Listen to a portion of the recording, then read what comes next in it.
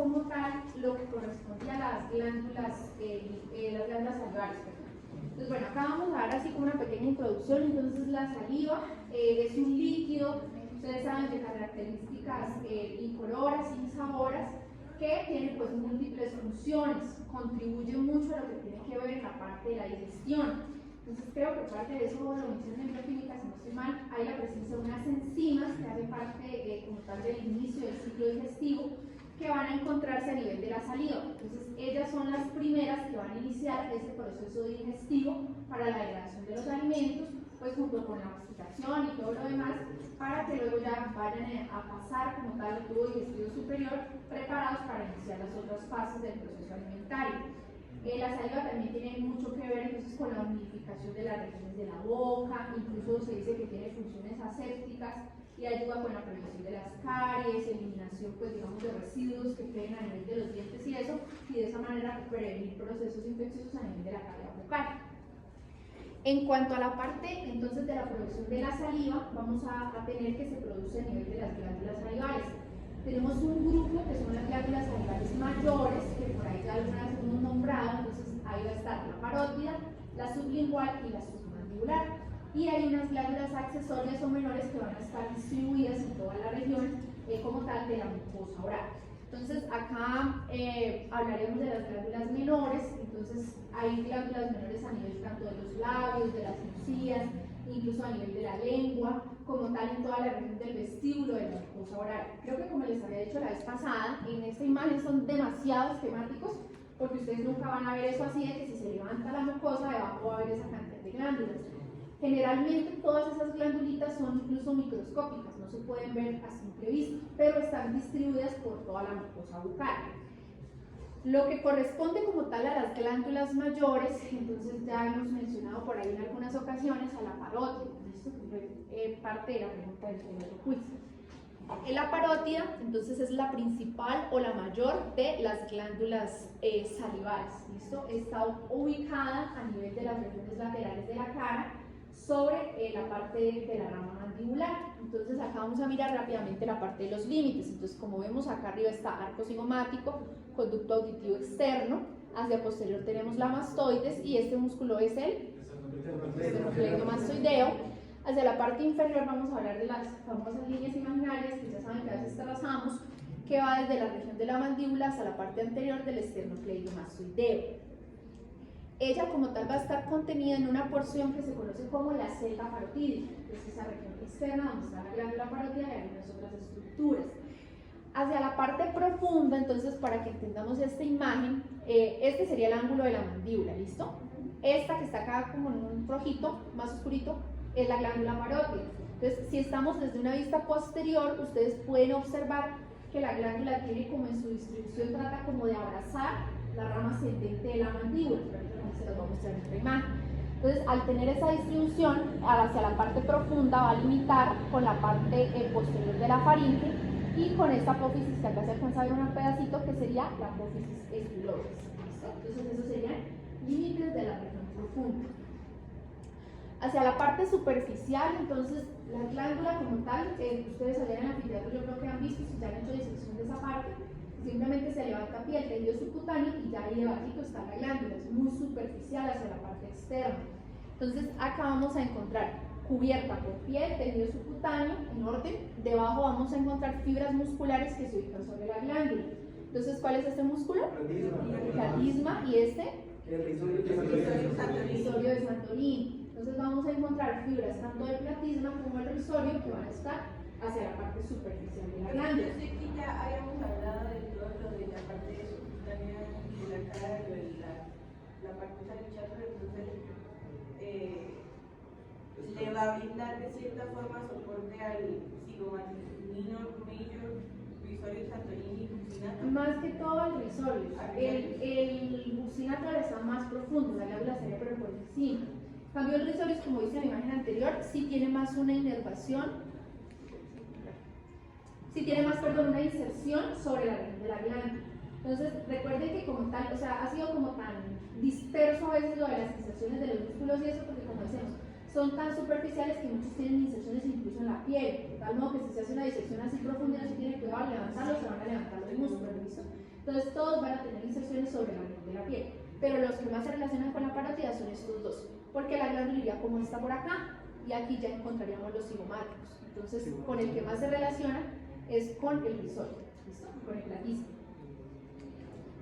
Bueno, hacia la parte profunda, entonces vamos a tener un recubrimiento con unas estructuras que son las aponeurosis. ¿Qué son las aponeurosis? Es como una capita, un tejido que hay entre la piel y... Ajá, entonces es un tejido conectivo, pues generalmente es como un color blanquecino, que lo que va a hacer es ayudar a recubrir estructuras. Entonces él interviene mucho en que las estructuras estén en su lugar, en que se fijen y que no se muevan, por así decirlo. Lo otro ayuda a separar estructuras, entonces tiene mucho que ver con el recubrimiento de paquetes vasculonerviosos, paquetes musculares. Entonces a nivel de la parte profunda de la parótida, entonces la parótida sería esta que vemos acá dibujada en un color como más rosadito, y lo que es más rojo serían músculos. Acá vemos la parótida. Vamos a hablar de que hay una poliurosis superficial, que es esta que vemos acá hacia la parte de afuera, y hablaremos de una poliurosis profunda, que es esta que la separa acá.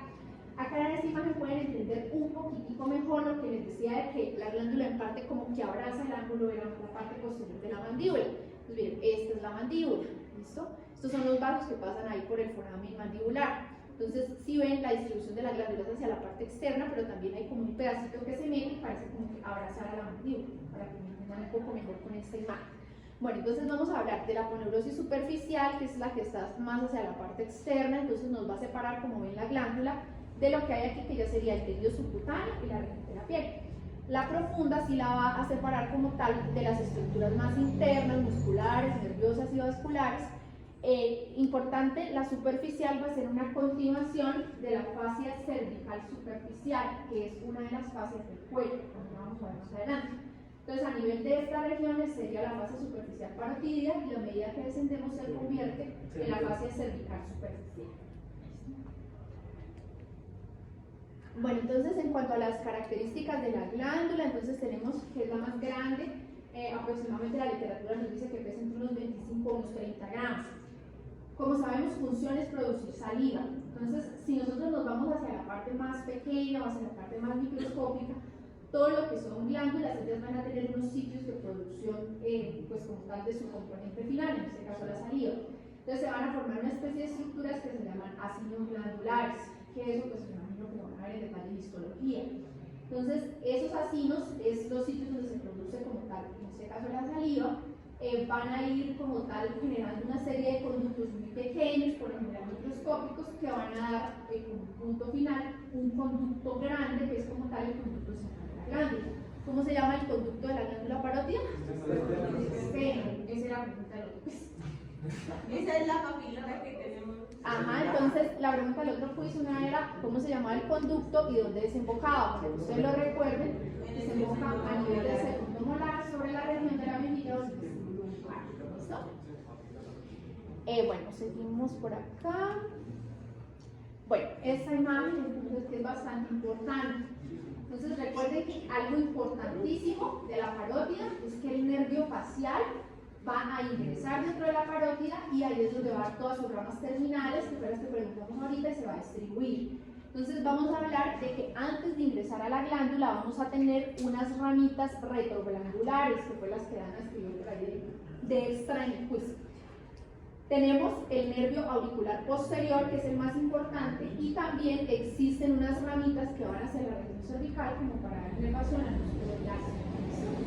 Estas pues no son así como tan nombradas.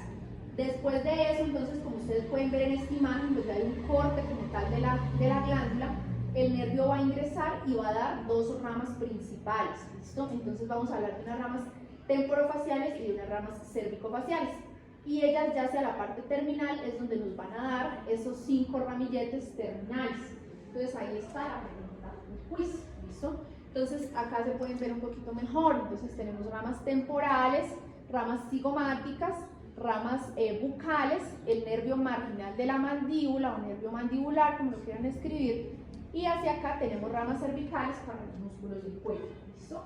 Puede que, digamos, en alguna literatura, como ahí alguien preguntaba, puedan asignar, digamos, ustedes ven que son muchas las ramitas terminales, entonces puedan asignar unos nombres específicos a cada uno de esos nervios, ¿listo? Debe haber alguien que le ponga nombre a eso. Entonces, lo más importante para mí es que sepan las 5 ramas terminales, que fue las que les pregunté hoy, no vamos a entrar en detalle más hacia ahí, y que sepan que esas ramas son las que dan inervación motora a los músculos de la expresión facial. Bueno, la segunda glandulita de este grupo de las glándulas salivales que le va a servir el tamaño es la glándula submaxilar o submandibular. ¿Listo? Acá en la imagen es la que vemos a este ladito y acá es la que vemos por acá. Entonces esta glándula hace parte de las estructuras que se encuentran ubicadas a nivel del piso de la boca. ¿Este músculo de acá cuál es? Muy bien, este es el miloioideo. Entonces si ustedes ven, así como la parótida como que abrazaba el maxilar, acá tenemos que la glándula submaxilar va a abrazar el músculo miloioideo. Entonces acá lo pueden ver también desde una parte lateral, como si fuera una boquita que nos está agarrando. Bueno, lo importante con esta glándula, entonces el tamaño es la que le sigue a la parótida, más o menos 7-8 gramos, y pues es la segunda en cantidad en cuanto a la producción de saliva. Las mismas características, entonces va a haber la presencia de los vacilos glandulares, y hacia la parte terminal que ya va a tener un conducto, que es el que acá nos representa de color verde, que es el conducto de la glándula o conducto de Ward. ¿Listo? Ward, así como está escrito acá. El verdecito, ¿no? Es el verde. ¿Listo? Los conductos, acuérdense que lo representan el verde y acá la parótida también nos lo representa el verde. Entonces, el conducto de Wharton desemboca acá mismo, a nivel del piso de la boca, a ambos lados del frenillo lingual, sobre un orificio, se llama orificio lingual o orificio umbilical. Ese es el más fácil que uno puede ver. Entonces, ustedes miran ahora que tienen la casa en el espejo, levantan la lengua, se alcanzan a ver 2 punticos chiquiticos que están ubicados a ambos lados del frenillo. Ese es el más fácil de ver. Se supone que la parótida pues, es más grande, pero uno mismo no lo puede divisar tan fácil. Ya revisando a otra persona se puede alcanzar a ver ahí la elevación en la parte de la mucosa. Bueno, y la tercera glándula, que es la más pequeñita, es la glándula sublingual. Entonces, la sublingual es la que está en toda la región anterior del piso de la boca, por encima del músculo miloioideo, y este es ¿cuál? Genoioideo. ¿Listo? Entonces, acá vemos la glándula sublingual. De importante con esta glándula, pues es la más pequeñita de las 3. Con ella no vamos a hablar como tal de un solo conducto terminal. En METRE como tal, pues no nos hacen una representación de los conductos, porque el que vemos acá al verde es el de submandibular. ¿Cómo se llama? El de Ward. ¿Listo? Entonces, se supone que pues la glándula igual tiene múltiples acinos que van formando varios conductos. Entonces, hay múltiples conductos pequeñitos que pues asumo yo que deben ser bastante microscópicos o muy pequeños, pues a veces que nunca nos lo representan acá, que son los conductos de Rivinis. Y la literatura nos dice que también hay un conducto principal de la glándula que es el de Bartolini. ¿Listo? Pero como tal, pues acá no nos lo representa. Como tal, la desembocadura de esos conductos va a estar dada también a nivel del piso de la boca. Entonces, como se supone que son varios conducticos, va a estar dada sobre, como tal, toda la mucosa del piso de la boca por diferentes aberturas, pero que van a ser tan pequeñas que no son perceptibles. La glándula sublingual es la más fácil de nosotros sentir ahí dentro de la boca. Simplemente con que toquen con la lengua el piso de la boca se siente la elevación de la glándula en la parte de adelante. ¿Listo? Entonces es la que es mucho más fácil de percibir. ¿Sí la sintieron? Sí. ¿Sí? Así bien. Acá. Solo tocarlo con la lengua uno lo siente, no incluso con el dedo. Ahí está justamente por debajo de la lengua. Bueno, ahora vamos a pasar a hablar de otras estructuras que también son muy importantes en la parte facial, pues intervienen como tal en todo el proceso digestivo, en la parte de la masticación. También son estructuras que tienen que ver con protección, porque recuerden que los dientes están protegiendo como tal las estructuras internas de la boca y como tal la vía de acceso a la vía tanto respiratoria como digestiva superior. Entonces, vamos a empezar a hablar un poquito de cada uno de los dientes. Tiene mucho que ver también en la parte de la estética facial, en permitir como tal los procesos de pronunciación para la parte del habla, tienen que ver en comunicación no verbal, con la parte de los gestos, las expresiones, la sonrisa. Entonces, pues, son múltiples las funciones. Entonces acá en la imagen vemos una arcada dental superior y una arcada dental inferior. ¿Listo? Para la parte de la nomenclatura, entonces vamos a dividirnos siempre guiándonos por la región de la línea media. ¿Listo? Bueno, como características, entonces ustedes saben que los dientes como tal, cada uno es una estructura independiente, pero se van a introducir dentro de cada uno de los alvéolos como tal de ambos maxilares, superior e inferior. ¿Listo? ¿Cómo se llamaba ese tipo de preparación? Composición. Ajá, muy bien. Que tenían como El alveolo y el alveolo. Bueno, entonces algo importante que también vamos a mencionar es que a lo largo de la vida nosotros vamos a tener dos denticiones. Entonces, la primera dentición es la que se conoce como dentición primaria o dentición decidual. ¿Listo? Inicia más o menos como a los 6 meses de edad. Entonces, estos son los famosos dientes de leche. Yo creo que todos hemos escuchado nombrar, pues todos tuvimos que pasar como tal por ese proceso de dentición, pues es un poquito doloroso. Más o menos inician a los 6 meses y se conocen como dientes de leche, porque recuerden que lo que uno siempre indica es la lactancia materna exclusiva los primeros 6 meses. En esos 6 meses, pues por lo general solo están las encías del bebé. Ya de ahí el bebé empieza a consumir papillas, alimentos suaves, entonces todos estos dientecitos son los que van a ayudar a que inicie como tal ese proceso de masticación y que pueda empezar a degradar alimentos que son un poquito más duros. Más o menos sobre la edad de los 5 años, 6 años, empieza el inicio como tal de la dentición secundaria o la dentición definitiva. Entonces, bueno, importante que no se los dije, con la dentición primaria vamos a tener nada más 5 dientes en cada uno de los cuadrantes. Que son 4 cuadrantes, tendríamos 20 dientes. Esos son los de leche. ¿Sí? Bueno, esos son los de leche. Entonces, acá en la imagen lo que vemos es una representación como tal de esos dientes deciduales. Este sería el cráneo de un niño. Y acá por debajo pueden ver cómo se va dando la formación durante el proceso de desarrollo de los dientes permanentes. Entonces, esos dientes permanentes van a ir como tal, si ven, se meten como dentro de las raíces de los otros dientes, van a hacer que se vayan aflojando y van a ubicarse en el sitio donde estaban cuando eso se vaya cayendo. ¿Listo? Le mencionaba igual al otro grupo, así como algo curioso es que, pues no sé si eso tiene quizá que ver como con la evolución y todo lo demás, era poco frecuente, digamos, en nuestros abuelos o bisabuelos o eso, que hubiera, digamos, problemas con el último diente acá, que son las famosas cordales o muelas del juicio. Cambio ahorita es como muy común que todos tengamos problemas con las cordales. ¿Listo? Existen como formas muy atópicas o muy atípicas, perdón, en las que se están formando los dientes en algunas personas. Entonces, por lo menos yo les mencionaba en mi caso particular que el último diente, la cordal, no se formó así con la cabecita hacia arriba, con la corona hacia arriba, sino todo lo contrario. La corona estaba para acá y la raíz para acá.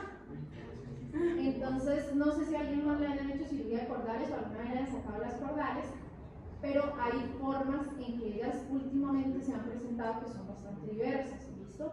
Como hay gente incluso a la que no se le forma. Entonces, eso tiene que ver, asumo, también como con la parte medioambiental y el proceso evolutivo. Bueno, volviendo a lo que íbamos, entonces, la dentición decidual, vimos que eran 20 dientes, que son los que están acá representados. La dentición permanente, que ya es la de nosotros los adultos, va a estar formada por 8 dientes en cada uno de los cuadrantes, para un total de 32 dientes que tenemos, 16 en la arcada superior y 16 en la arcada inferior. Bueno, acá vemos como tal lo que corresponde a la estructura del diente, ¿listo? Lo que está de la encía hacia afuera, que es la parte blanquecina del diente que nosotros observamos, es la que se conoce con el nombre de la corona. Dentro de la encía, entonces acá encontramos, esta es la representación como tal del alvéolo dentario, que si bien acá está formado por el huesito, y dentro del alvéolo es el sitio donde se van a introducir las raíces del diente. ¿Listo? Acá es importante que también ustedes pueden observar en la imagen. Si ustedes ven, esto sería una representación del paso del paquete vasculonervioso. Entonces ustedes ven, entra por la región de la raíz y se va a concentrar en la parte media del diente, que es lo que se conoce como la pulpa dental. Entonces esto explica por qué, digamos, cuando las caries están iniciando, si uno no hace una revisión o no se da cuenta o son muy posteriores, uno no va a sentir dolor ni nada porque hacia la parte superior de la corona no hay ninguna inervación sensitiva, que miren dónde están los nervios, ¿listo? Entonces, cuando ya a alguien le duele un diente, es porque ya la caries está tan avanzada que está tocando la región de la pulpa, la región interna del diente, ¿listo? Acá en esta imagen pues también me pareció bonita, es bastante representativa, entonces volvemos a ver la parte de la corona, el esmalte es como la parte más externa, como la capita que recubre, y luego vamos a encontrar un tejido que se conoce como la dentina, que también es un tejido pues bastante fuerte. Recuerden que los dientes como característica es que son muy fuertes, ¿listo? Vemos nuevamente, entonces acá la representación de los alveolos, estos serían las raíces dentales, y vemos otra vez el paso del paquete vasculonervioso hacia la región de la cámara pulpar. Algo ahí como curioso, el esmalte como tal del diente no es blanco, ¿listo? Que por la estética y las costumbres y todo eso, que es entre más blanco, más bonito, ¿listo? Pero como tal, la lógica es que los dientes no son blancos. El color del esmalte es un color blanco, pero como hueso. Lo normal es que el diente tenga un ligero tinte amarillo.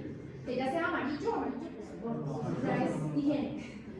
Pero que tenga un color de esas características es lo normal. Como tal, los procedimientos de blanqueamiento dental y eso pues están como muy entre el sí y el no, que tan bueno es, por la parte de que están dañando como tal es la región del esmalte y le está quitando su coloración normal. ¿Listo? Bueno, hasta ahí vamos claros. ¿Alguien tiene preguntas? Bueno, esta parte es pues, en realidad sencilla.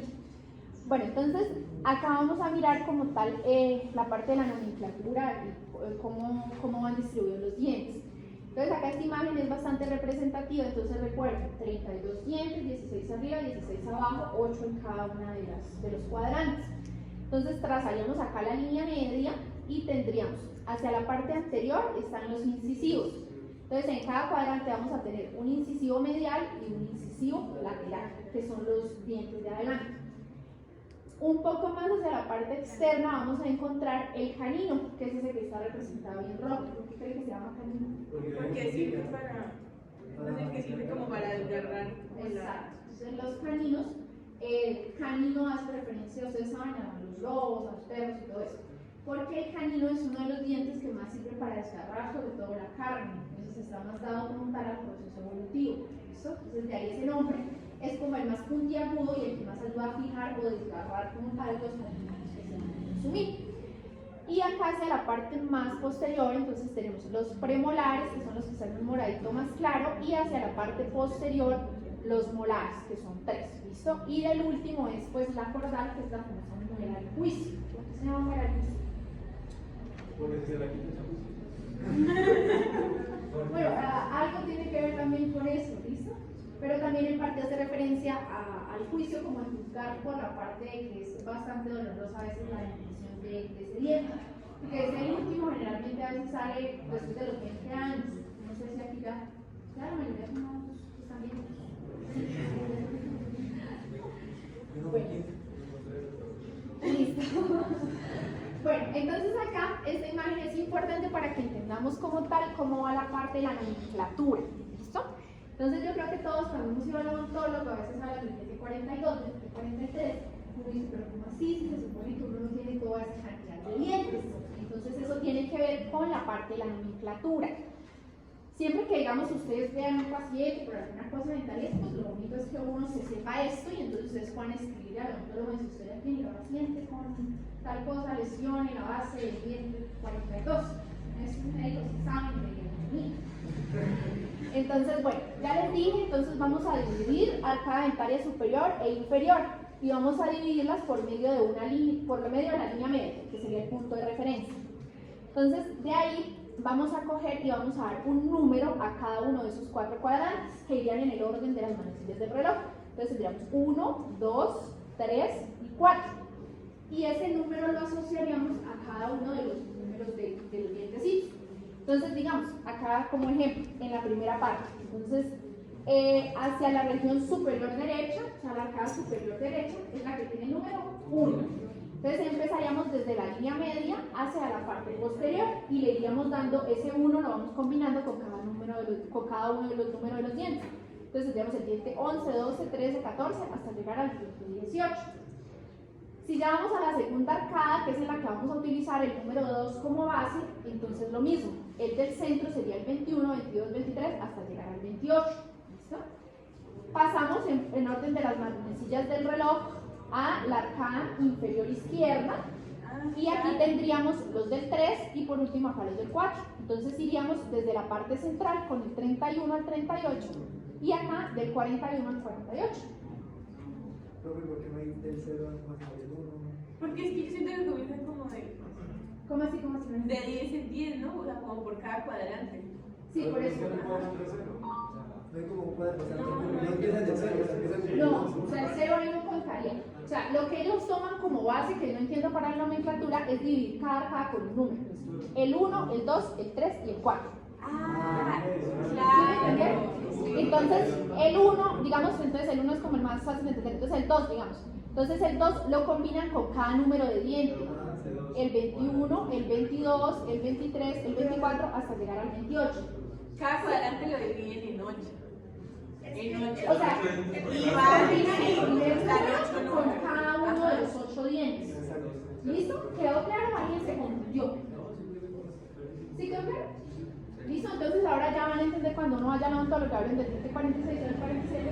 No, Sí, porque todos los numeran del 1 al 8 y le van agregando el número de cuadrantes. cuadrantes. Al O sea, el primer número siempre es el número de cuadrantes. Ajá. Acá todos empiezan con el 1, todos con el 2, todos con el 3 y todos con el 4. Y lo que le van agregando es los números del 1 al 8, Dependiendo de cada cuadrante. desde la línea media hacia la parte de atrás. ¿Listo? ¿Claro? ¿Sí? Bueno, vamos a mencionar acá ligeramente un poquito sobre la parte de la articulación temporomandibular. ¿Listo? Bueno, como sabemos, entonces la articulación temporomandibular es una de las más importantes a nivel facial. ¿Listo? Ella nos va a permitir como tal la realización de todos los movimientos de la mandíbula. Entonces acá, recuerden, tenemos movimientos de apertura, de cierre de la mandíbula. También hablamos de movimientos de protrusión y retrusión, que se acuerdan que eran los de desplazar hacia adelante y hacia atrás. Y acá vamos a introducir un término que creo que la vez pasada no habíamos mencionado, que se llama diducción, que es igual a los movimientos de lateralidad, que eso sí lo hemos mencionado, que es lo de mover la mandíbula a la derecha y a la izquierda. Entonces la articulación interviene tanto en la parte de la masticación como tiene que ver con la parte del habla. Bueno, las superficies articulares que van a entrar en contacto entonces a nivel del hueso temporal, ¿esta cómo se llama?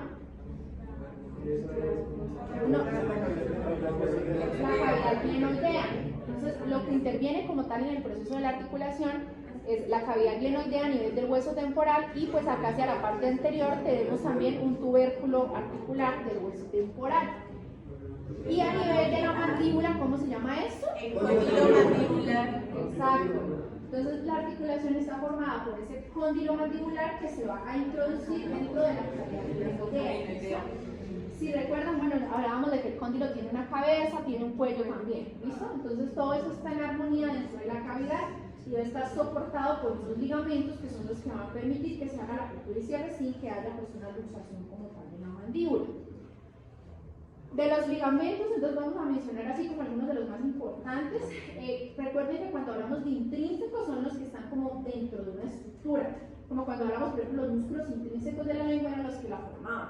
Mientras los extrínsecos son los que colaboran en las funciones, pero están un poco más externos, por así decirlo. Entonces, de los ligamentos intrínsecos vamos a tener la presencia de un ligamento medial y un ligamento lateral, que van a estar ahí justamente pegados sobre la articulación, uno por fuera y uno por dentro. Existe un ligamento también que menciona la literatura bastante, que es el ligamento de Tini, no sé si lo hayan escuchado. Sí, profe. Bueno, ¿por qué se los preguntaron? Sí. Que los veo suspirar profundamente. Hay cosas de anatomía que nunca se nos van a olvidar. Sí, cuando a uno le preguntan algo, especialmente cuando lo corchan con algo, eso uno nunca en la vida se le va a olvidar. Bueno, entonces, sí, la COVID, ¿esa se la preguntó?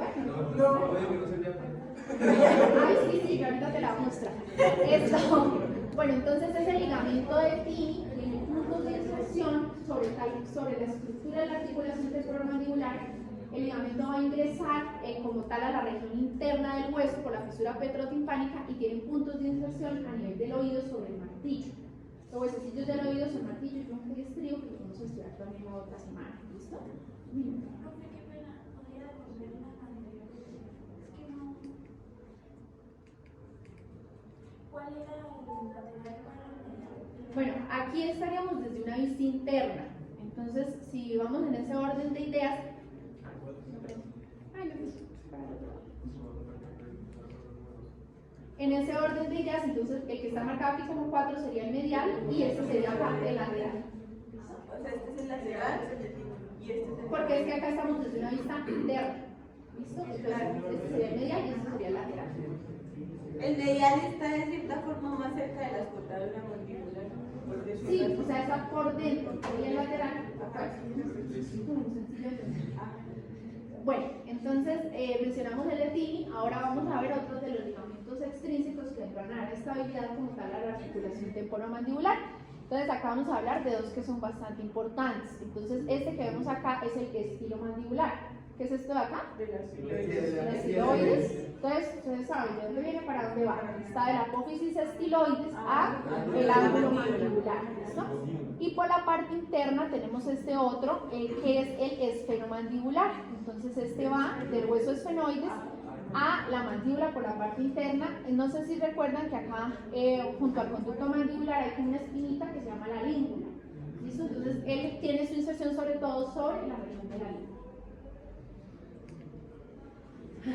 Bueno, acá sí ven que sí existe la apófisis de la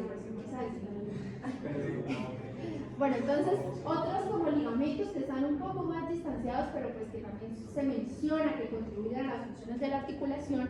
Entonces vamos a tener acá por este orillito, esta imagen viejita, la representación como tal del rafe pterigomandibular. Entonces hace referencia también a un ligamento que va desde la espina, como tal de la pterigoides, a insertarse hacia la porción posterior de la mandíbula. Y el pterigoespinoso, que es el que vemos acá, va desde la apófisis pterigoespinosa, es divinil, hasta la parte del esfenoides, sobre la espina del esfenoides. ¿Listo? Pues en realidad, sí, si uno lo analiza, no es que la función sea muy específica, porque miren acá es donde está como tal la articulación, pero la literatura muestra que sí existe. Bueno. Profe, me repite, o sea, no es el espinoso, sino la tibia. ¿Cuál? ¿Y dónde está? ¿Cuál? No era el pterigoespinoso, sino el. ¿Este? El rafe El pterigomandibular. El rafe pterigomandibular va de la espina de la pterigoides a la parte interna de la mandíbula. ¿Listo? Sobre el cuerpo mandibular. Sí, la espina es el mismo gancho de la pterigoides, del gancho de la pterigoides. Estaría por acá arriba. ¿Ese es el grandote? O sea, sería todo este bordecito como para que tú me entiendas. Si ven que ahí dice ligamento pterigomandibular como el ladrillo, pero ahí está. Bueno, entonces con estos ya los habíamos acabado de mencionar. Ah, no, perdón, ya se los mencioné en la diapositiva anterior. Acá lo que vamos a mirar es un poco la parte de las relaciones, que pues también son bastante sencillas. Entonces, si acá está la articulación temporomandibular, hacia atrás, entonces ¿este quién es? Ajá, listo. Acá está como tal la escotadura sigmoidea de la mandíbula. Arriba está como tal la apófisis cigomática. Exacto, por acá está la apófisis estiloides. ¿Listo? Hacia la parte media hay un espacio, un receso que también nombra la literatura, que se conoce como el receso de Jubarán. ¿Listo? Por acá está escrito para que receso retrocotilio o de Jubarán. Entonces, por acá dice, Donde dice medial. se escribe así. Entonces, ¿qué es esto? Ustedes saben que un receso es un espacio, ¿listo? Entonces, este espacio va a estar formado entre la mandíbula, perdón, entre el cuerpo de la mandíbula, como tal la rama descendente, perdón, y acá acuérdense de este ligamento que vimos ahorita, que se llama el ligamento esfenomandibular. ¿Listo? Entonces, en medio de la mandíbula y del ligamento esfenomandibular va a quedar un espacio, que sería ese receso. ¿Qué importancia tiene? Que por ahí pasa esta señorita que está acá, que es la maxilar interna. Entonces recuerden, es importante porque se acuerdan la maxilar interna, la que tiene toda esa cantidad de ramitas, que son muchas, que ustedes pelearon con ellas, y la irrigación de la maxilar interna es muy grande. Entonces esto nos puede indicar que lesiones óseas acá a nivel de la mandíbula fracturas que puedan romper o lesionar la maxilar interna son graves porque el sangrado, si es abundante, es una lesión bastante grande. ¿Listo?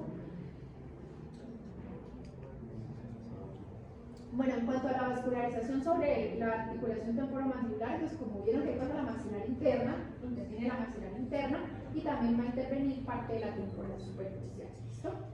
Bueno chicos, con respecto a lo que un tema que también les llamó la atención al otro grupo y me preguntaron, yo creo que no sé si a alguien le haya pasado o han escuchado sobre la luxación de la articulación temporomandibular. Bueno, entonces algo me preguntaron, entonces les hablé un poquito de eso.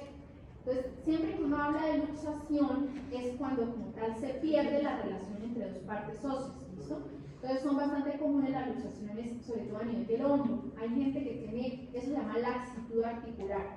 O sea, son muy flexibles como tal las articulaciones, los ligamentos de la articulación, y eso hace que con mucha facilidad, digamos, con un movimiento brusco, a veces no tan brusco, un hueso se salga de su lugar. El último que tuve en el hospital, ya que me acordé, fue un señor que hizo una luxación del hombro. Y el cuento del señor pues era raro porque que estaba durmiendo y que vive en una finca y se despertó porque escuchó que los perros ladraban muy fuerte. No entendí bien cómo fue el hecho, es que el señor se despertó asustado, hizo así y pasó y salió eso. A mí me pasa muy bueno al paciente, pues se supone que uno le crea al paciente, ¿no? Pero pues sí es un poco raro. Pero el señor ya se le había salido el hombro otras veces, entonces es un poco creíble. Por lo menos con ese señor del hombro fue terriblemente difícil. ¿Listo? Digamos, por lo menos para mí que no tengo mucha fuerza, es complejo. Realmente los que hacen las reducciones y eso son los compañeros hombres, que están más fuertes. Pero yo he visto que hay gente que los conductas, o sea, sin idea de nada. Sí, o sea, algo así fue lo que le pasó a ese paciente. ¿Listo? A veces es lo que nada. A mí me pasa con la rodilla. ¿La rótula? Sí. Profe, Muchas veces. ¿eso solo se salió el hueso o se alcanzó a...? Bueno, hay fracturas y luxofracturas, ¿no? Entonces, luxaciones, perdón, hay luxaciones, luxofracturas y fracturas. Entonces, luxación es cuando el hueso se sale y se puede volver a acomodar. Entonces, ahí uno tiene que mirar, digamos, por ejemplo, en este caso que vamos a ir acá, que les quería mencionar un poquito de la articulación temporomandibular, uno tiene que mirar, primero que hay que hacer, obviamente es una radiografía, porque uno tiene que mirar para dónde se movió el hueso. Entonces, por ejemplo, en este caso, si lo más común a veces es que se mueva, se salga de acá, de la cavidad glenoidea y se corra como hacia abajo. Entonces, así es que uno determina, y bueno, existen diferentes maniobras, ahorita no me acuerdo cómo se llama la de la mandíbula, para poderlo reducir. Entonces, generalmente, cuando se va hacia abajo, exacto. A nosotros se arreglan los Así y hacia arriba. Bueno, y justamente ustedes saben que el grupo también es odontólogo, entonces esto lo maneja mucho también la parte de odontología. Eso tienen todos. No sabían, no sabían eso. Tienes la especialidad bueno, entonces con respecto a esto puede ser ocasionado por la laxitud de los ligamentos. Esto puede que digamos sea un esfuerzo grande o algo así, lo que ocasione que se luce en este caso la mandíbula. De las que son así como bastante sufridas para el paciente, es, por ejemplo en este caso la de la mandíbula. Entonces si está el brazo, digamos, sí, obviamente duele mucho, pero no hay tanta limitación como en la boca. Entonces cuando un paciente les llegue a ustedes con una luxación ahí a nivel de la articulación temporomandibular, va a llegar con la boca de no la puede cerrar, mucho dolor y aparte pues empieza a salir la saliva porque no puede tragar bien y todo lo demás. ¿Listo? Es muy doloroso. Generalmente lo que se debe hacer es que hay que hacer primero la radiografía para ver cómo está ubicada y ver si se puede reducir, y segundo, analgésicos. Generalmente se pone un sedante, como por ejemplo midazolam, diazepam, alguno de esa familia, para que el paciente se quede dormido y haya relajación como tal, porque si está tenso, el riesgo es que podamos fracturar. ¿Listo? Entonces, el paciente está sedado para, o sea, solamente es una luxación, uno poder acomodar una. Sí, o sea, digamos, pues hay gente que incluso ellos mismos son capaces de acomodarse. Si es algo leve y el paciente colabora, tú podrías hacerlo así. Pero digamos, más que todo cuando ha pasado tiempo, o sea, recién digamos el uso ahorita, puede ser mucho más fácil reducirla. Pero cuando ha pasado tiempo de que, por ejemplo, el señor del brazo consultó 6 horas después porque venía de una vera panflonita que no se quería carne, no sé qué. Entonces se va poniendo más rígidos tanto los ligamentos como los músculos y poderlo meter es muy complicado. complicado poder volver a acomodar la articulación. Entonces, en realidad yo personalmente estas de mandíbula no, creo que no he tenido, es de un paciente que sí llegó, pero no la pudieron hacer porque también venía del área rural y tenía mucho tiempo. Entonces le intentaron, no pudieron y la reducción tuvo que hacerse en quirófano, pero para poder dar anestesia y que el paciente se quedara quieto, y la hizo el anestesiólogo. Cuando esto, digamos, está desplazado de una forma muy anómala, digamos que esté metido hacia medial, que de ninguna forma tiene que ser quirúrgico. No solo con esta, sino con cualquier otro hueso del cuerpo. En el caso de la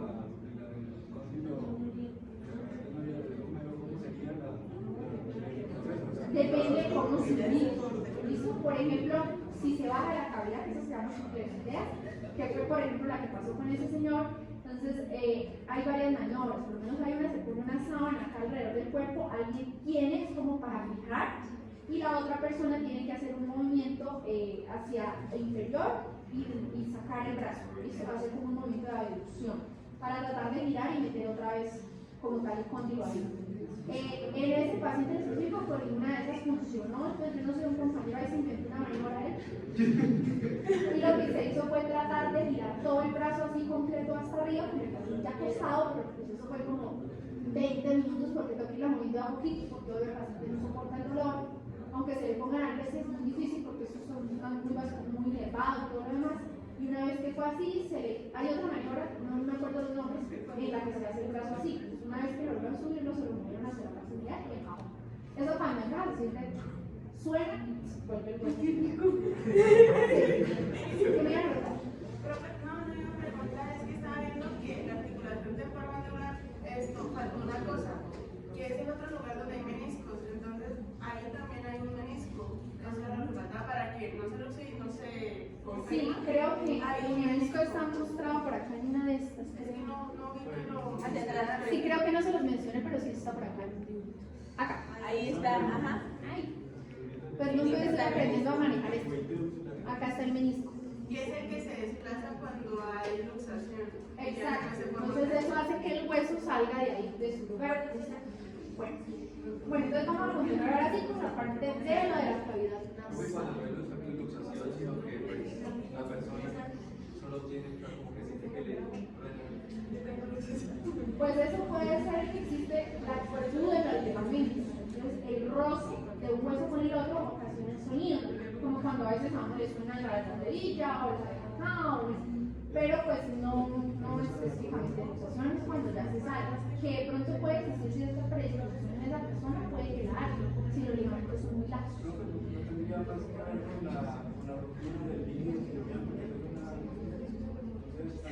Puede estar relacionado también, igual en una persona que haga una luxación como tal, pues va a haber lesión como tal del menisco y va a tener pues obviamente tiempo. A mí, por ejemplo, en la rodilla, la primera vez que se me luxó fue jugando básquet, fue un movimiento como, puse como el pie donde no era el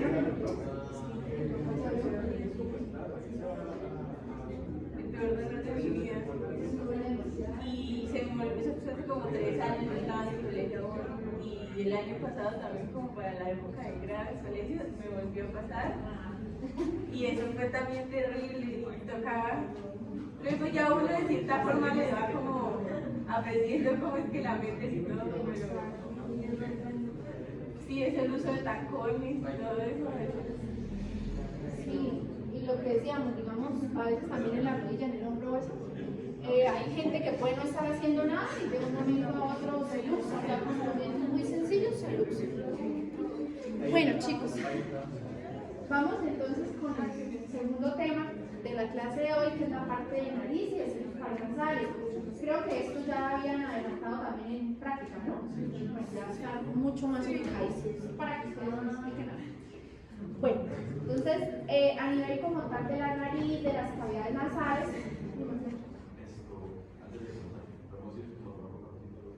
bueno, 10 minutos, vale. Uy, sí. Freddy siempre es el que pide el receso para que les pasen el pastel. Mientras tanto les voy a hacer el quiz a sus compañeros, entonces si quieren vayan y tomen la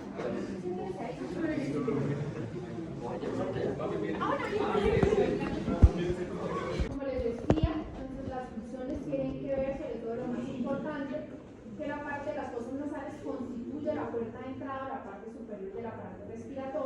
y también las funciones que tiene con los sentidos especiales, en este caso la parte del sentido del olfato, que pues ya hemos visto algunas cosas cuando hablamos del nervio olfatorio. Bueno, entonces en cuanto a la parte de la nariz, por su ubicación, tenemos que es una de las estructuras que más tiene que ver con la parte central de la cara, con la estética facial, porque si ustedes ven, está exactamente ubicada sobre la línea media y desde esta parte lateral corresponde a toda la porción central de la cara, ¿listo? Como tal, en cuanto a límites, entonces vamos a encontrar que va a estar inferior a la glabela, inferior a la parte media de los ojos, las mejillas estarían hacia los lados y superior al labio superior. ¿Listo? En cuanto a la forma, se les voy a mostrar acá mejor, tiene una forma piramidal, tiene una forma específicamente triangular, donde hablamos de que el vértice es la parte más prominente y la base sería como tal las estructuras por medio de la cual la nariz se va a fijar a la parte facial. Podemos tener diferentes tipos de conformaciones en cuanto a la parte externa de la nariz, siendo todas estas totalmente normales. Lo que varían es en cuanto a la forma antropológica de cada una pues, de las razas o de cada una de las personas, que tiene que ver con la parte de la genética, pero absolutamente todas son normales. ¿Listo? Entonces, acá la primera que vamos a ver es una de las más comunes, que es la nariz recta. Entonces acá vamos a tener que el tabique nasal va a ser totalmente recto y va a estar ligeramente pronunciado el ángulo frontonasal. Silencio, muchachos. La segunda que tenemos acá en la imagen es la nariz griega, que si ustedes han visto imágenes de griegos y eso, por eso se llama así, porque era bastante representativa de esa comunidad o de esa raza. Acá lo que vemos es que el ángulo frontonasal va a estar totalmente recto, aproximadamente a 180 grados, al igual que la región del tabique. Entonces lo que estamos trazando es una línea recta desde la nariz hasta la región de la frente. La otra que vemos acá, que es la nariz de características aguileñas, entonces acá en la parte del tabique nasal lo que vamos a tener es la presencia de una convexidad superior, ¿listo? Y vemos que el ángulo frontonasal también está un poco más pronunciado. Y por último acá tenemos la nariz respingada, entonces no vamos a hablar de una convexidad, sino vamos a hablar de una concavidad y el ángulo frontonasal va a ser mucho más recto. Entonces todas son normales, como les decía. Si ustedes ven como tal el dibujito de los ojos y eso es casi lo mismo, y la apariencia de la nariz es la que hace que las caras se vean bastante diferentes. Bueno, entonces en cuanto a las caras nasales, entonces vamos a tener la presencia de dos caras laterales, que son las que encontramos a ambos lados, que se unen a la región del septum, y va a haber la presencia de una cara que es hacia la parte posterior. La cara posterior pues es la que no estamos evidenciando, y allí es el sitio como tal de entrada del aire, que es donde vamos a encontrar unos orificios que están hacia posterior, acá no se ven, que se corresponden a las coanas.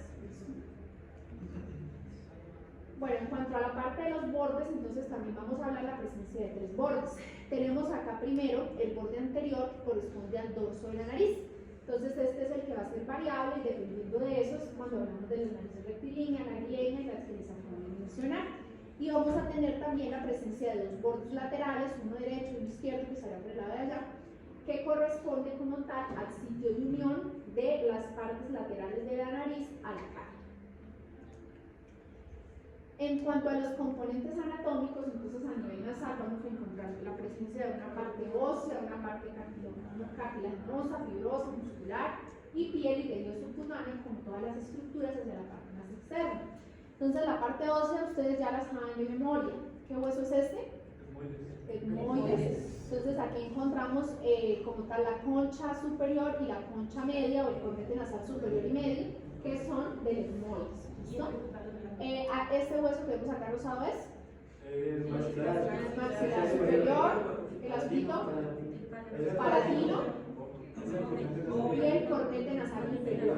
Bueno, con respecto a eso les quería mostrar acá para que no se me vayan a confundir.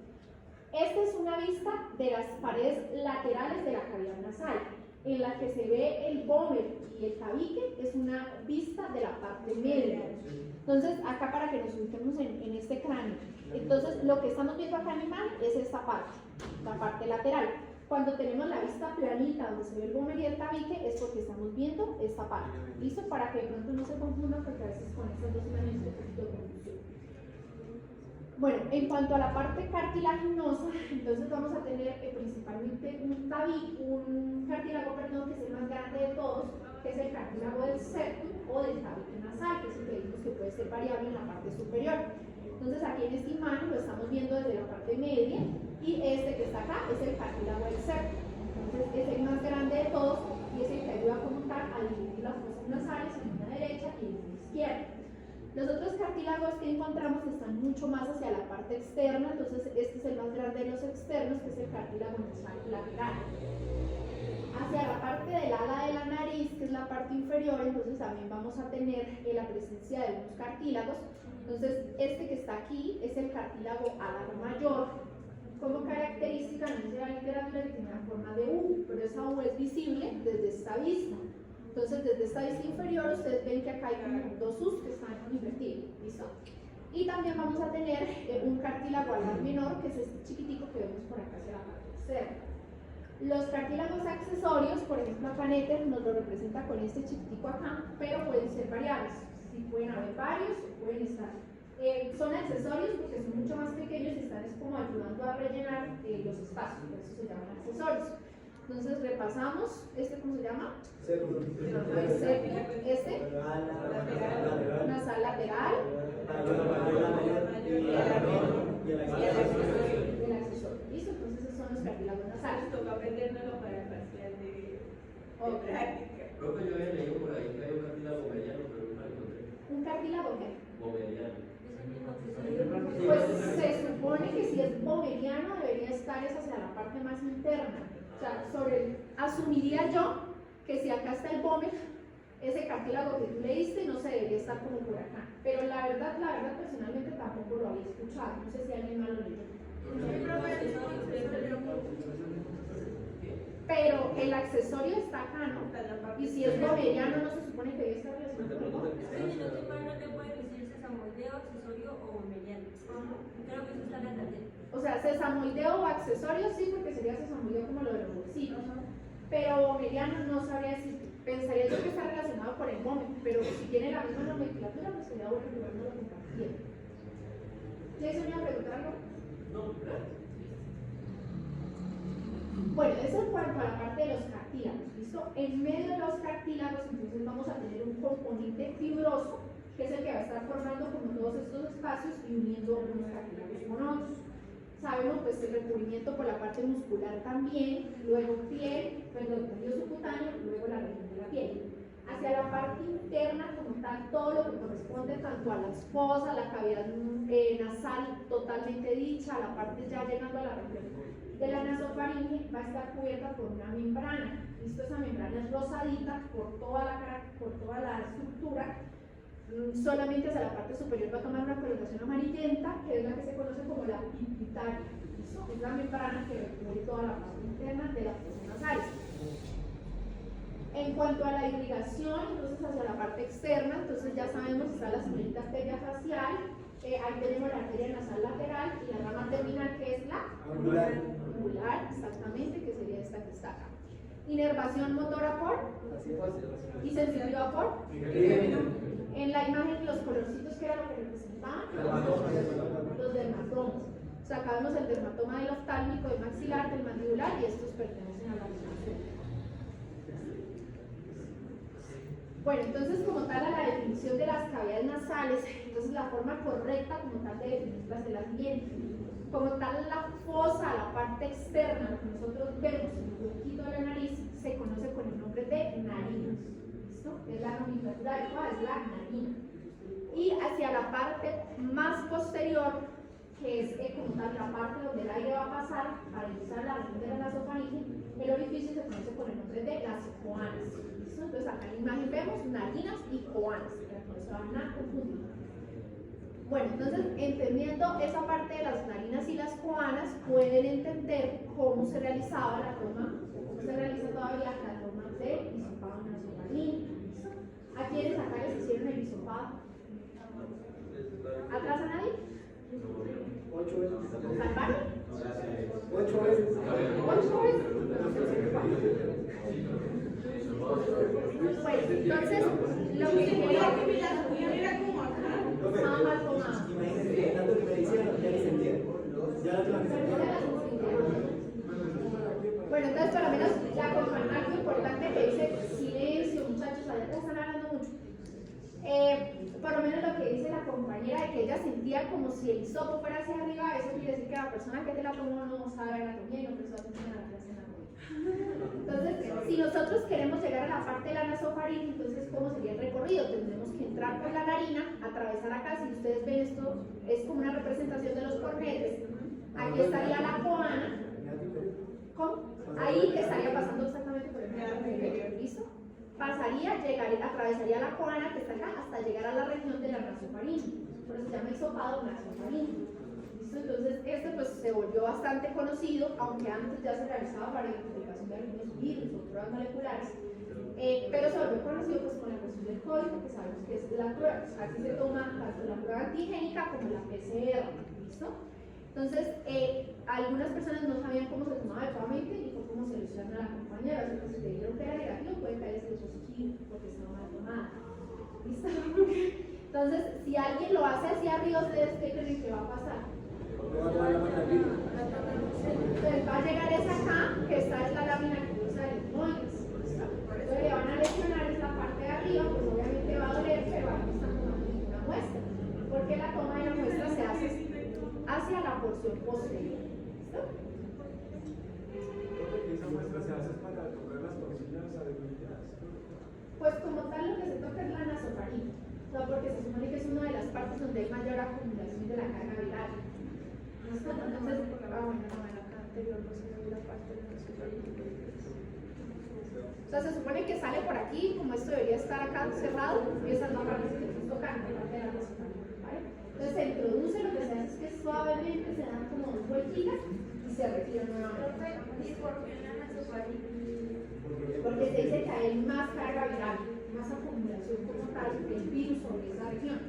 Por eso si se toma, digamos, hacia arriba y eso, se supone que no va a haber tanta carga viral y pues probablemente la prueba sea negativa porque quedó muy tomada. ¿Sí? Lo ideal de todas maneras es que lo que se procese es la prueba que se llama la PCR, más que el antígeno. El antígeno era ese que a uno le hacían y en la tarde ya daban los resultados, pero era este mismo método. Entonces, sobre todo hacia los primeros días de la enfermedad o hacia los últimos, el antígeno podía salir negativo si uno estuviera infectado. Entonces, la más precisa de todas era la PCR, siempre y cuando se tomara de esa manera. Porque la PCR va a mirar es como tal la presencia del ADN del virus. Si sea poquito o sea bastante, es la más específica. ¿Listo? Ahorita pues ya según guías del ministerio y eso, lo único que se hace es que todo paciente que tenga gripa se le dice aíslese, pero no se toman las pruebas, son en adultos mayores y niños. Entonces, probablemente por eso también hay un infradiagnóstico y pues aparte igual la vacunación sí nos sirve mucho. Bueno, entonces continuando con la parte como tal de la anatomía nasal, silencio. Bueno, vamos a hablar de la región más anterior de la nariz que se conoce como la región del vestíbulo. ¿Listo? Entonces acá sobre esta región, como ustedes pueden evidenciar, toda la parte interna de la nariz va a estar recubierta como tal por la membrana pituitaria, que ya la hemos mencionado. Buenos días, ¿cómo están? Sí, sí, claro. Chicos, ¿de quién es este que está acá grabando?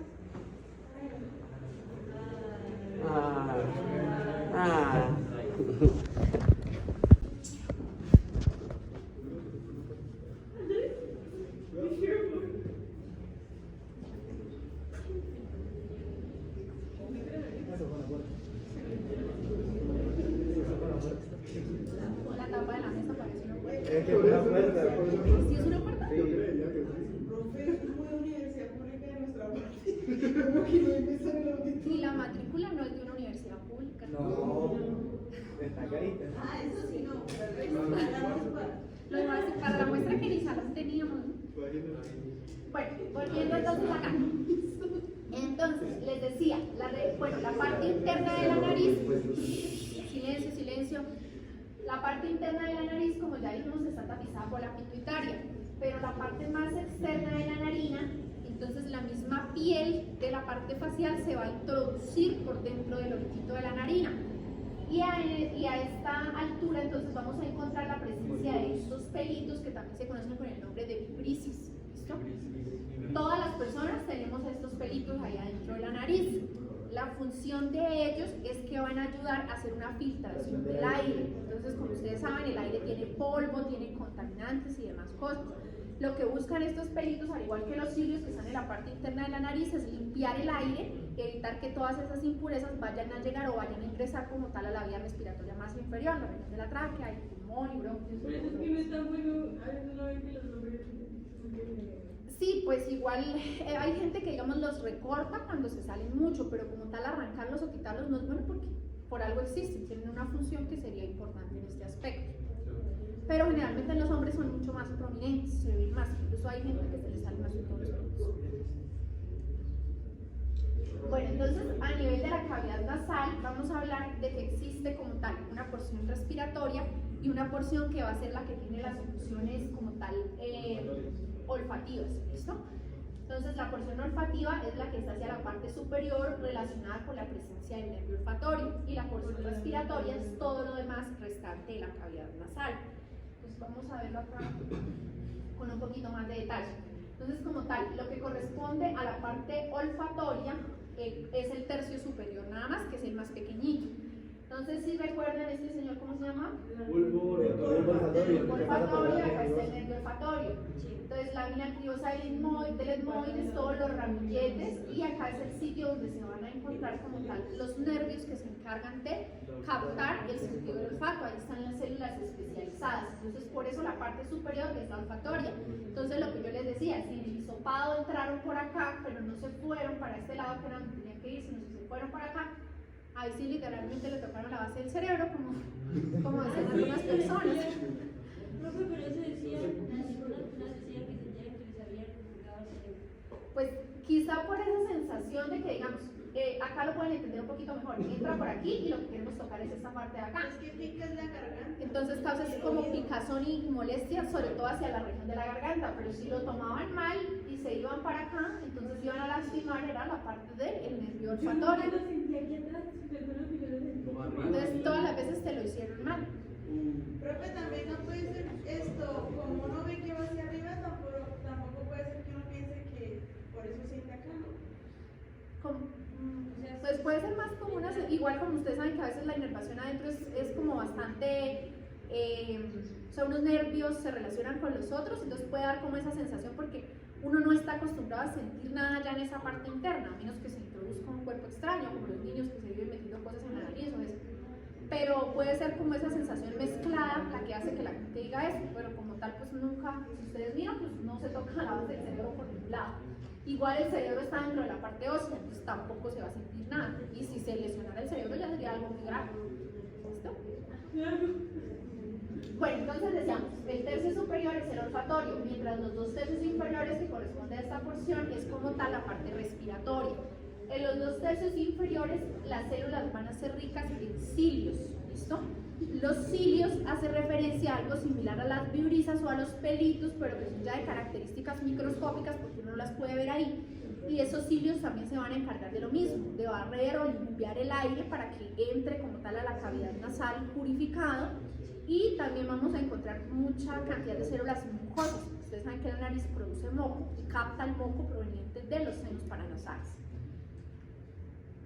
Bueno, funciones de la nariz, entonces ya les mencionábamos, olfacción, respiración, la filtración del polvo, también importante la humidificación del aire inspirado, entonces eso hace que también que el aire se caliente para evitar que entre frío y pueda lastimar las vías respiratorias.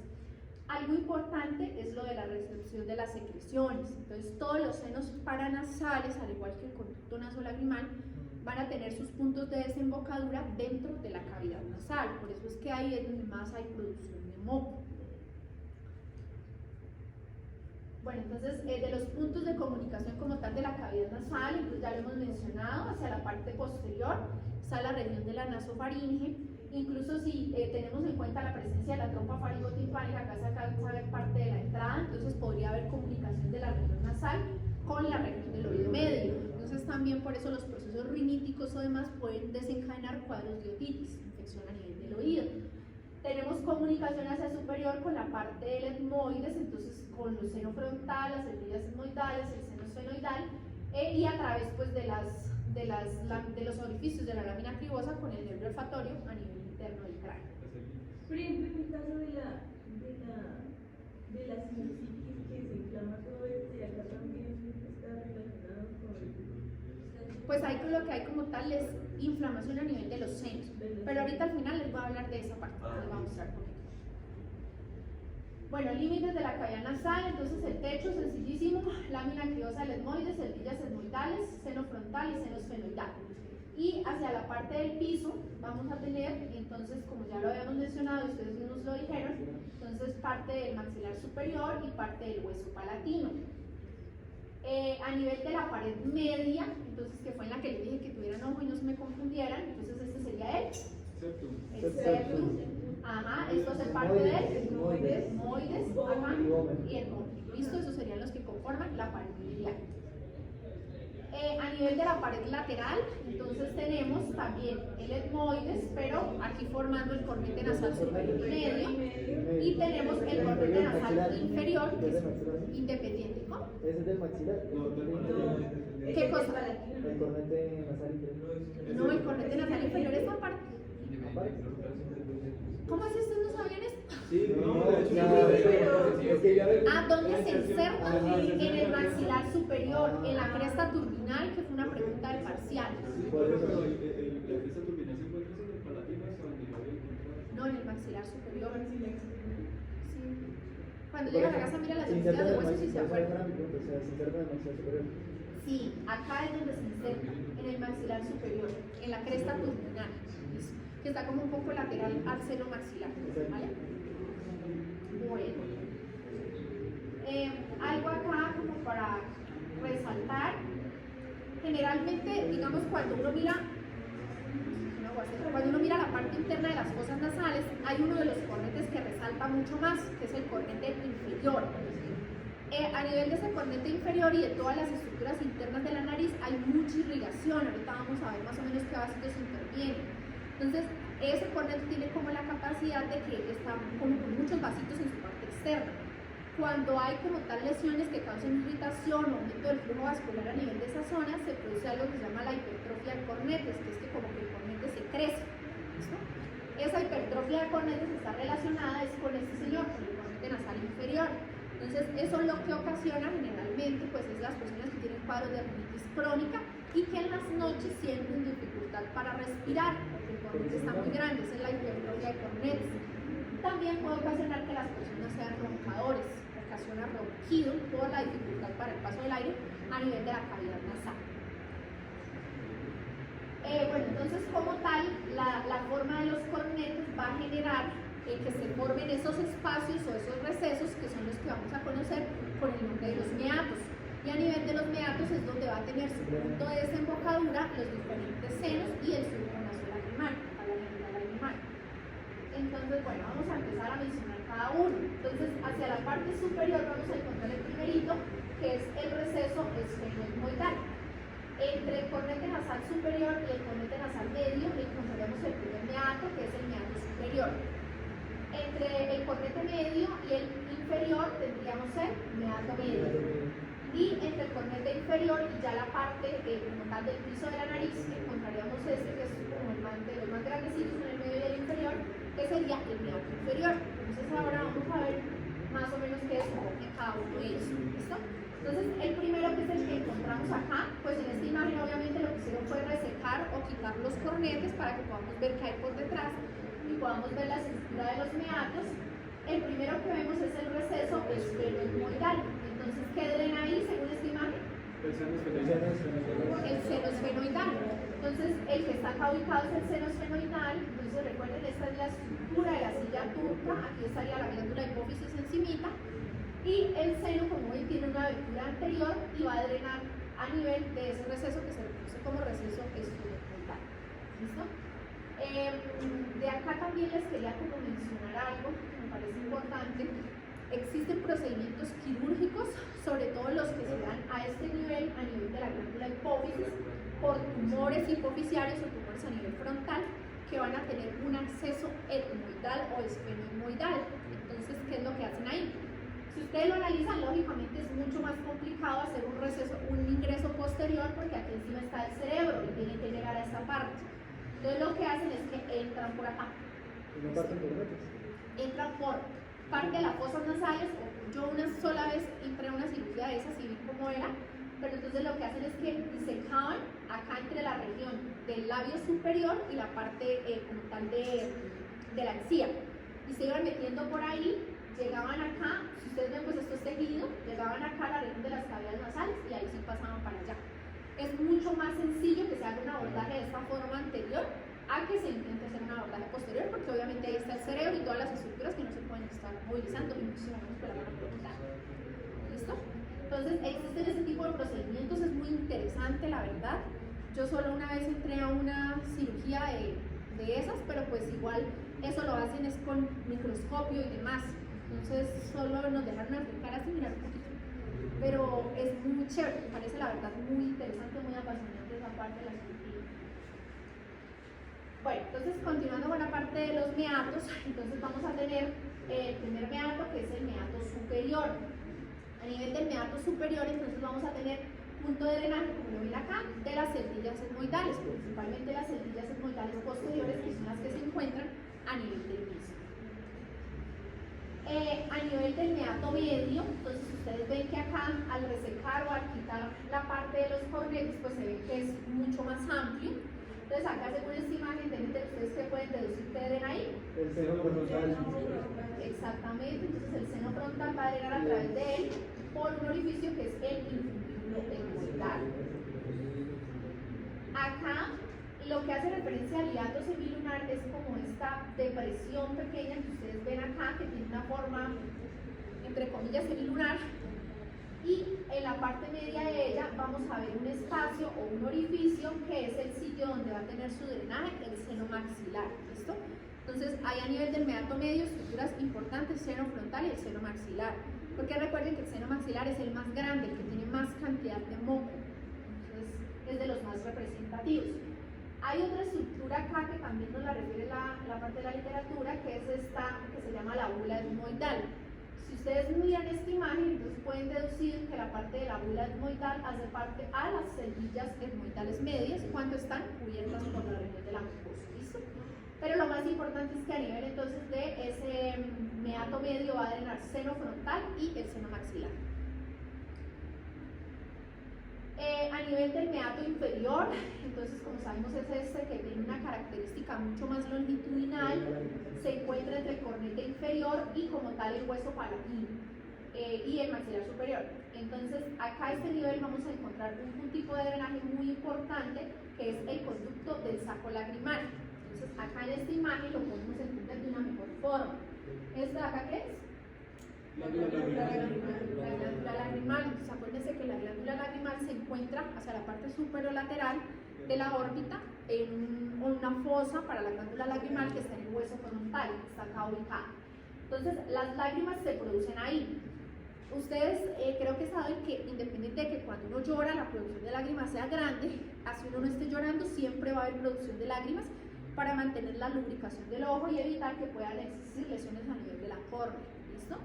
Entonces se van a producir acá las lágrimas, ellas van bajando por toda la parte anterior del ojo y van a llegar acá a la parte media, que ahí era, ¿se acuerdan lo de la pregunta? El músculo de Horner. Entonces, bueno, acá van a pasar a través de los puntos lagrimales y esta estructura es el saco lagrimal que actúa pues también como un reservorio, ¿listo? Después de llegar ahí, las lágrimas van a descender y van a caer acá a nivel del meato, que es el meato inferior, que es la misma imagen que vemos acá. Entonces, de esta manera ustedes entienden por qué cuando uno llora hay secreción nasal. Esto uno piensa más que es moco, pero en realidad, si lo analizan, pues son las mismas lágrimas que se extravasan de la cantidad que hay. Algunas salen, pues obviamente a nivel de la cara y las otras van a empezar a fluir por la nariz o la cavidad nasal. Bueno, en cuanto a la irrigación, entonces tenemos que la irrigación como tal de las fosas nasales es mucha. Ustedes saben que cuando uno le sale sangre o se lesiona la nariz es mucha la cantidad de sangrado que se produce, pero pues todo eso se debe a todas estas estructuras. Entonces, acá participarían ramas de la oftálmica, si se acuerdan, que están la arteria etmoidal anterior y la posterior, pasan por los forámenes etmoidales y vienen a parar acá a la región de las fosas nasales.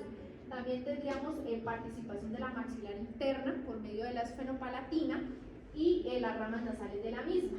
Y la arteria facial, que sí estaría, sería por la parte externa de la nasal lateral y la angular, por la parte de la piel y la región de las narinas.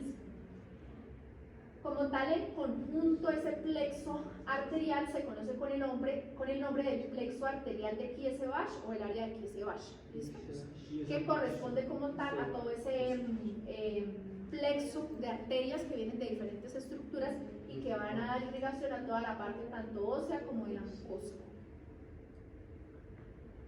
Bueno, en cuanto a la parte de la inervación, entonces ahí tendríamos que separar como tal la inervación especial, que ya saben que está dada por el nervio olfatorio hacia la parte superior por los ramilletes olfatorios, y tendríamos que separar pues la inervación sensitiva y demás. Entonces a nivel nasal también tenemos participación de los nervios etmoidales, que acuérdense que también pasan por los forámenes etmoidales de la misma forma que lo hacen las arterias y sus componentes venosos, ¿listo? Tenemos también, recuerden, participación acá, por ejemplo, del nervio palatino descendente y del esfenopalatino, también ya los hemos mencionado. Bueno, en cuanto a la parte de los senos paranasales, entonces, como ya lo habíamos mencionado en alguna clase, son unas cavidades que vamos a encontrar dentro de los huesos. Esas cavidades van a ser neumatizadas, es decir, que están llenas de aire, ¿listo? Y allí va a haber mucha cantidad de células mucosas. Entonces, por eso, cuando hay problemas a nivel de los senos, se acumula el moco y vienen los cuadros de sinusitis. Entonces, si recuerdan, tenemos los senos frontales, los senos maxilares, los etmoidales, creo que es lo que nos trata de representar ahí en amarillito, y el seno esfenoidal, que está hacia la parte media. En cuanto a las funciones, entonces, bueno, colaboran en la humidificación y el calentamiento del aire para su paso como tal hacia las vías respiratorias más inferiores. Tenemos, bueno, algo importante que creo que sí nunca les he mencionado, es que ayudan a disminuir el peso de los huesos, de esa manera también el peso de la cabeza, y van a actuar como cajas de resonancia de la voz. Entonces ellos habrían como aumentar la parte de los sonidos, que eso tiene mucha importancia, sobre todo en las personas que trabajan con la voz, como en el caso de los cantantes, o en las personas que trabajan en emisoras, o todo eso, ¿listo? Pues al disminuir el peso de los huesos, obviamente van a reducir el peso de la cabeza sobre el cuello. En cuanto a la parte de los senos, entonces hablaríamos de unas funciones extrínsecas y unas funciones intrínsecas, ¿listo? En cuanto a la parte extrínseca, entonces lo que tiene que ver con la estética facial, porque por ejemplo el seno maxilar ayuda a dar volumen a la región de las mejillas, y pues el seno frontal también ayuda a la parte del volumen sobre la región frontal del cráneo. También lo que les mencionaba de la parte de la resonancia, que tiene que ver mucho sobre todo con las personas que son cantantes o que realizan actividades principalmente con la voz, los locutores, los de las emisoras. Y también tienen una función protectora, entonces ayudan a disminuir como la cinética de un trauma, cuando hay digamos traumas faciales o traumas craneales. El aire que está ahí adentro ayuda a disminuir el impacto de ese golpe contra las estructuras internas que siempre estamos tratando de proteger, que en este caso pues estaremos hablando sobre todo de las estructuras intracraneales. En cuanto a las funciones intrínsecas, entonces la más importante de todas es la del drenaje, ¿listo? Entonces van a tener sus puntos de drenaje hacia el nivel de la cavidad nasal sobre la región de los meatos, que es lo que ya hemos mencionado, y también va a haber una función ventilatoria. Entonces, para la parte del drenaje y demás, vamos a encontrar que sobre los senos vamos a tener mucha cantidad de cilios, que era lo que les mencionaba, que son como la presencia de unos pelitos parecidos a las viurisas, pero de características microscópicas que ayudan a barrer o liberar toda esa porción del moco, y esos cilios son los que van a impulsar que el moco salga hacia las cavidades nasales y que haya un correcto drenaje. En cuanto a la función ventilatoria, tiene que ver más con la renovación del aire dentro de los senos. Entonces se dice que si mantenemos una frecuencia respiratoria promedio, que es aproximadamente unas 16 a unas 18 respiraciones por minuto, más o menos nos demoraríamos una hora para que exista como tal una renovación completa del aire adentro de los senos, ¿listo? Porque tiene que estar cambiando y limpiándose, ¿vale? Si no hay ese proceso normal es cuando empieza ahí sí el cuadro de sinusitis. Bueno, entonces mencionando un poquito de cada uno de los senos, aunque eso pues creo que ya está bastante claro, los senos frontales, ustedes saben, están ubicados a nivel del hueso frontal. Todos ellos van a tener una capacidad de acúmulo de secreciones, entonces se dice que el seno frontal aproximadamente de 6 a 7 mililitros de secreción, es lo máximo que puede acumular. Tenemos los senos sigmoidales que corresponden como tal a la parte inferior de las celdillas, que pues van a ser muchos de características muy regulares y están ubicados sobre todo a la parte de la base del cráneo. Estos, como son más abundantes o son más, pueden llegar a contener hasta 14 mililitros de secreción. Los senos esfenoidales, entonces, pues, tienen mucha importancia por su cercanía como tal con la base del cráneo, como tal con el cerebro y con la médula hipófisis. Entonces, digamos que alguna infección muy grave a este nivel que pueda comprometer el hueso puede causar alguna lesión muy importante a nivel cerebral, como puede haber una meningitis. Y estos senos, pues como característica, están bajo la hipófisis sobre la región de la silla inferior a la silla tubular. Los senos maxilares, que son los que están acá a ambos lados de la cara, pues son unos de los más importantes, van a tener una forma piramidal y son los que tienen una mayor capacidad de almacenamiento como tal de fluidos. ¿Listo? Acá los podemos ver, en esta imagen está bastante esquemática la representación de cómo realizan su drenaje. Ustedes pueden ver acá cómo desembocan a nivel del cornete medio. Ahí tiene bastante que ver la gravedad, pero cuando hay enfermedad o infección a nivel de estos senos, por ver la imagen, ustedes pueden deducir que es difícil que se produzca un drenaje de manera natural, porque en este caso tendría que ir hacia arriba como en contra de la gravedad, si los cilios no están funcionando de una forma adecuada. Eso es lo que les acabo de mencionar. Eso sí es bastante importante. Entonces, ¿se acuerdan que les decía que toda la parte interna de la cavidad nasal está recubierta por la presencia de una membrana que es la pituitaria? ¿Listo? Entonces, en cuanto a la pituitaria, vamos a encontrar dos porciones que se relacionan también con la parte olfativa y con la parte respiratoria de la cavidad nasal. Entonces, vamos a hablar de que hay una pituitaria amarilla y una pituitaria roja o pituitaria rosa. La amarilla, ¿con qué creen que se relaciona? Exacto. Entonces aquí tenemos la parte terminal de los filetes del nervio olfatorio y eso es lo que hace que al ver la mucosa se vea de una característica amarilla, porque ahí están las terminales nerviosas. Mientras que la pituitaria rosada o la pituitaria roja está en todo el resto de la vía respiratoria y ella es rica pero en la presencia de los cilios. ¿Listo? Acá la podemos ver por medio de una rinoscopia de la parte anterior. Entonces, ¿este qué sería? El cornete inferior, que es el que les dije que se ve más grande y es el que suele tener problemas de hipertrofia. Este sería el cornete medio. Acá tendríamos el meato, ¿qué? Meato medio, pues hacia este lado es el lado superior. El cornete superior generalmente es difícil verlo de ahí porque como ustedes ven es muy pequeño y está muy hacia la parte superior. ¿Qué hora tienen, chicos? ¿11 qué? 38. Ya solo nos queda acá el tema de correlación clínica y terminamos. Bueno, entonces, en cuanto a la parte de la correlación clínica de hoy, entonces les voy a hablar un poquito de lo que corresponde a la parte de la rinitis, a la parte de la sinusitis. ¿Listo? La rinitis como tal hace referencia a una inflamación a nivel de la mucosa nasal. Es común a veces en las personas que presentan problemas de rinitis crónica, que se exacerban mucho más en los climas como el de acá de Pamplona, que llueve, hace sol y eso hace que aumenten sus problemas riníticos. Las rinitis alérgicas están más relacionadas con la presencia de un alergeno, que es el que la va a desencadenar. Entonces, digamos, hay gente que es alérgica al polvo, hay gente que es alérgica a los pelos de los perritos, bueno, a cualquier cosa que la pimienta, no sé. Entonces, eso lo que va a generar es una irritación a nivel de la mucosa, no va a sentir una gran producción de moco y muchos estornudos. Por la comunicación que existe, digamos, entre las fosas nasales y la región ocular, entonces generalmente también hay irritación a nivel ocular, ardor, lagrimeo, que todo eso se relaciona con ese mismo cuadro de rinitis. Generalmente el manejo de eso siempre es con antialérgicos. Entonces, mucha gente que tiene que tomar loratadina, cetiricina, por ahí hace poco me preguntaba por algo de eso. Cuando ya hablamos de sinusitis, entonces ya estamos hablando de un proceso como tal más de características infecciosas que puede pues, llevar a un poco más de complicaciones. Entonces acá vemos una representación de la estructura de los senos. ¿listo? Acá vemos los senos frontales y acá los maxilares, que son generalmente los que se ven más afectados por esos cuadros de sinusitis.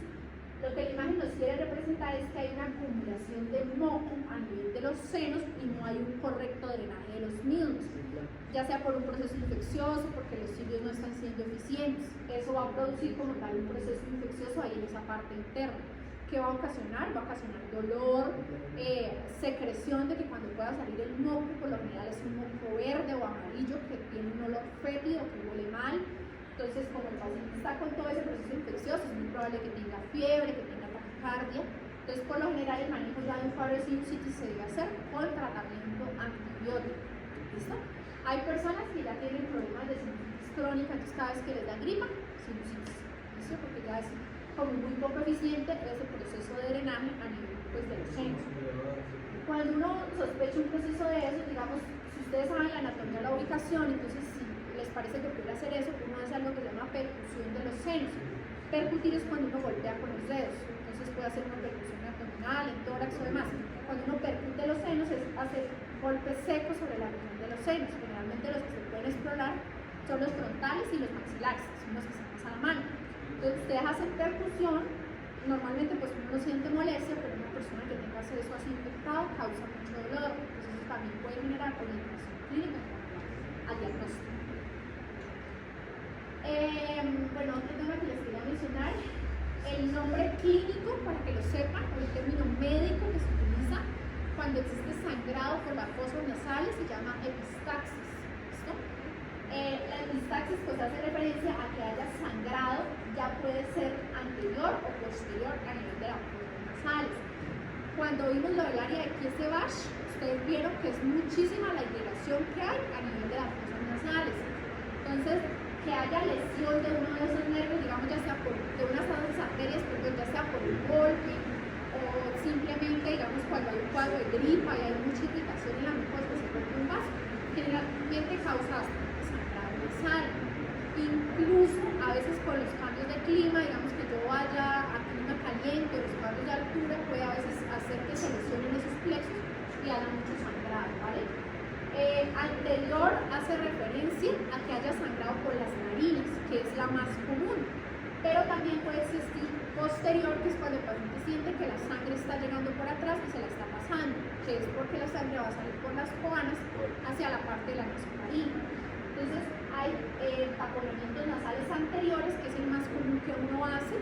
Entonces se hace con una mecha, una parte de una tira larga de gasita y se le envuelve vaselina para evitar pues, que se pegue y se introduce y se tapa totalmente la fosa nasal para ayudar a disminuir el sangrado cuando pues, es abundante. Y el taponamiento posterior pues sí es un poco más difícil de hacer, entonces se trata de introducir por la región de la narina y sacarla hacia atrás, la mechita, por la parte de la coana, ¿listo? Para tratar de taponar toda la fosa nasal y pues evitar que siga sangrando si es un sangrado muy agudo. Y por último, para terminar, la rinoscopia es como tal el estudio que se utiliza para poder valorar la parte interna de las fosas nasales. ¿Listo? Este aparatito que está acá, que es de los antiguos, de los más viejitos, se conoce como un rinoscopio. Entonces, generalmente esto trae adosada con una linternita. Entonces, uno lo que hace es esto: ponerlo sobre la región de la cavidad nasal, abrir la narina para poder mirar hacia la parte interna. Es de mucho uso, de mucha utilidad, sobre todo en los niños, que como les digo es muy común y todos van a tener ese motivo de consulta, niños que se buscan cosas dentro de la nariz o cosas dentro de los oídos, ¿listo? Lo que sea, plastilina, lentejas, arroz, abejas, cristalina, todo lo que encuentran los niños se lo meten allá. Entonces hay que aprender a mirar cómo se sacan esos objetos. Hay otros como este que está acá, que es parecido al oftalmoscopio, o incluso a veces uno puede utilizar el que sirve para ver el oído, el otoscopio. Entonces lo puede poner también y de esa manera pues también hay un aumento y puede evidenciar un poco la parte interna. Ya hay aparatos muy avanzados que eso sí ya está a cargo de los otorrinos, con los cuales ellos ya pueden ver más hacia la parte interna y hacer otro tipo